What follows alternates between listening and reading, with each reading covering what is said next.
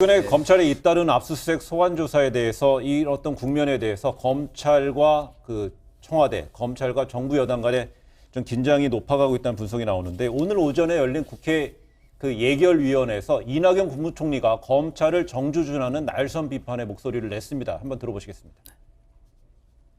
네, 그리고 검찰도요, 오직 진실로 말해야 되고, 자기들이 정치를 다 하겠다는 식으로 덤비는 것은 검찰의 영역을 넘어가는 것이라고 생각합니다.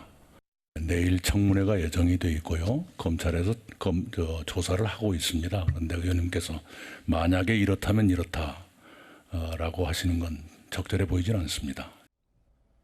근데 이낙연 총리 최근에 가장 뜨겁고 민감한 사안에 대해서 이례적으로 강한 표현까지 쓰면서 검찰을 비판했습니다. 이게 최근에 그 자유한국당의 주광덕 의원이 그 조국 후보자 딸의 학생 기록부를 공개하면서 그 관련된 내용이 외부로 유출되는 과정 등 일련의 과정 등에 대해서 검찰을 바로 지목했다고 보고 강하게 비판했다고 봐야겠군요. 일단 그러니까 정치를 하겠다고 덤빈다라고 하는 표현, 예. 덤빈다라고 어떤 이 표현의 적세성은 둘째치고 검찰이 그러니까 압수수색에 전격적으로 들어갔을 때 이제 다시 한번 말씀드리면 이거는 그러니까 검찰이 결국은 정치적인 플레이어가 됐다고 저는 분명히 말씀을 드렸고 저는 네. 이낙연 총리의 어떤 이 주장도 같은 맥락이 있다고 봐요. 그러니까 저는 그렇게 주장을 했기 때문에 이낙연 총리의 어떤 이런 어떤 그 해석 예. 내지 어떤 이런 견해에 대해서 저는 동의한다고 분명히 말씀을 드리고 또 한 가지만 좀 말씀을 드리면 이런 거예요.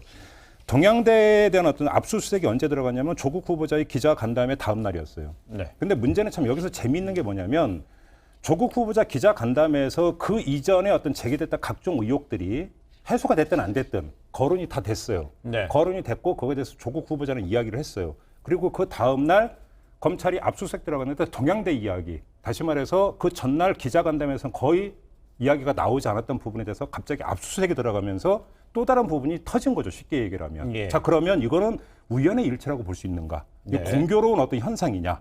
요거는 사실은 해석의 여지가 있는 것 아니냐. 저는 이 점만 좀 강조해서 말씀을 드리고 싶은 부분이 있어요.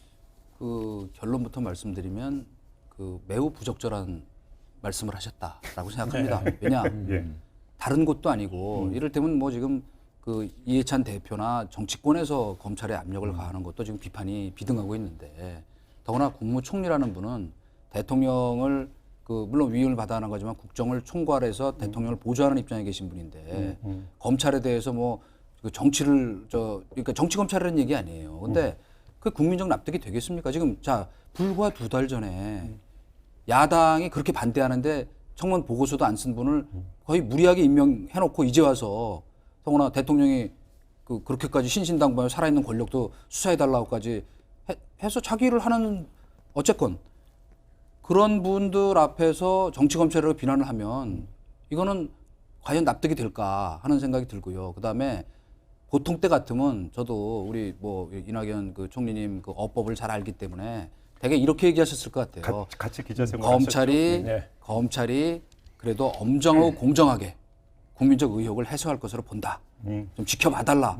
그런데 갑자기 2분까지나 하셔서 이렇게 도대체 뭐 약간 이건 저는 업되셔서 흥분한 대목이라고 이낙연 총리가 생각하는데 이 전수에 몇 년 선배였습니까? 그 매체에서? 입사로는 그래도 한 7년, 6, 7년 되신 많이 거죠? 친하셨죠?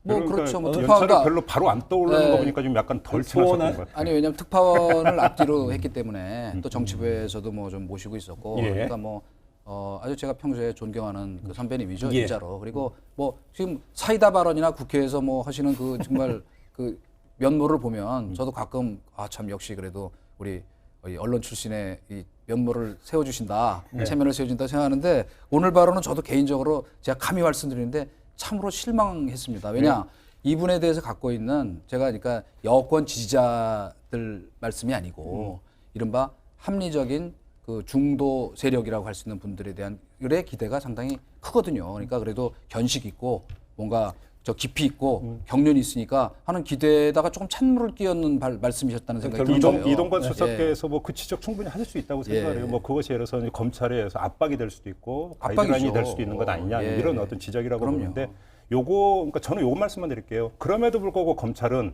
이 표현이 적절한지는 모르지만 윤석열 총장은 그냥 마이웨이 내지 무소의 뿔처럼 그냥 가고 있지 않느냐. 그냥 그것만 확인하자. 요 말씀만 드리겠습니다. 근데 최근에 이제 그래서 검찰의 원칙적인 수사냐 아니면 검찰이 전국을 주도하는 것으로 비춰지느냐 이런 식으로 이제 대립적인 시각이 있는데 그 두 가지의 경우에 모두 다 그 전제는 검찰의 지금 그 움직임 무쇠불처럼 뚜벅뚜벅 가는 속에서 던져지는 메시지가 상당히 영향력 있고 되게 파워풀하다는 것에 대해서는 이견이 없는 거죠. 그렇죠. 그래서 그러니까 조금 전에 제가 말씀드린 것처럼 기자 간담회 후에 동양대가 갑자기 터졌고 네. 동양대가 터지면서 이제 이것이 이제 또 이제 내일 아마 청문회 어떤 또 핵심 쟁점이 될 것 같은데 이것이 또 여론을 어떻게 움직일 것인가를 봐야 되는 것이고 이렇게 본다면 무슨 이야기냐면 이 조국 청문 정국에서 이 국면 한 달 가까이 진행되는 국면에서 어느 순간부터는 주도권을 검찰이 쥐고 다시 말해서 이 어떤 논란과 공방의 물기를 검찰이 지금 물기를 잡고 있다. 결국 현상적으로 놓고 본다면 이거는 네. 검찰이 의도하든 의도하지 않았던 결국은 검찰이 이 게임에 공방의 게임에 지금 뛰어들어가지고 영향을 미치고 있는 것만은 분명한 사실이다. 요즘만 좀 네. 말씀을 드리겠습니다. 좀